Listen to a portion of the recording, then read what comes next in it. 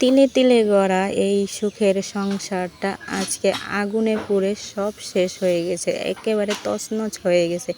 এই যে আল্লাহর রিজিক, সেই রিজিকগুলোও কিছু রয়নি। এই যে চালগুলো একেবারেই শেষ, একটা জিনিস পর্যন্ত তারা বের করতে পারেনি। আর যেহেতু এটা আমার চাচাতো ভাসুর লাগে, ভাসুরের ঘর, ওনার ঘর একেবারে পুড়ে ছারখার হয়ে গেছে এক নিমিষে।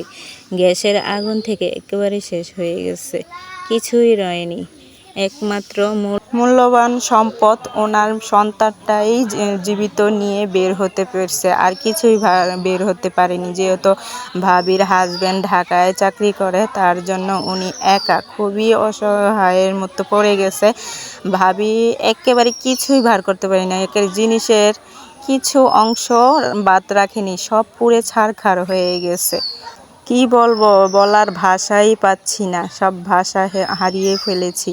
আর এত একটা নিস্তব্ধ হয়ে গেছে ভাবি, ওনাকে সান্ত্বনা দেওয়ার মতো আমাদের ভাষা নেই। কি করব আল্লাহই জানে, একমাত্র আল্লাহ সহায়। আর এই জিনিস শুধু আছে, আর কিছুই নেই, সব কিছু শেষ। আর আল্লাহর রহমতে, আল্লাহর দান কোরআন শরীফ অক্ষত রয়ে গেছে, আর কিছুই রয়নি, একেবারেই শেষ।